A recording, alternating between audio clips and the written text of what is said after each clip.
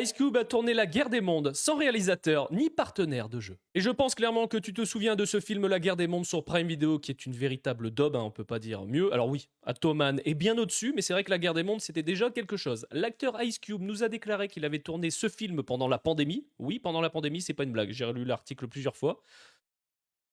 Je ne comprends pas ce film, et maintenant je comprends pourquoi il nous donnait à tous mal à la tête. Faut savoir que l'acteur a tourné toutes ses scènes en 15 jours, sans réalisateur, ni même un autre acteur et qu'ils ont tous tourné, et encore une fois, c'est ce que dit l'article, apparemment, le style écran, caméra, visio, téléphone a permis de tourner chacun de son côté et d'assembler. Donc en fait, tous les acteurs, surtout Ice Cube, hein, on va pas se le cacher, mais tous les acteurs qui apparaissent dans ce film-là ont chacun tourné de leur côté pour ensuite ils ont fait un assemblage. Donc en fait, le film est un véritable puzzle et je comprends pourquoi il donne aussi mal à la tête. Si tu ne me crois pas, va voir le film La Guerre des Mondes, même Rotten Tomatoes a mis 0%. Regarde les commentaires, c'est quand même ouf.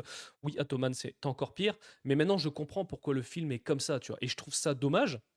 On aurait pu avoir quelque chose de bien mieux. Et je préfère largement le film La Guerre des Mondes avec Tom Cruise, hein, je te le dis clairement. Mais c'est vrai que de se dire que le film a été tourné en pleine pandémie. C'est quand même bizarre. Sur le coup, je me suis dit, attends, on est en 2025, pleine pandémie, c'était il y a plusieurs années. Donc apparemment, c'est ça.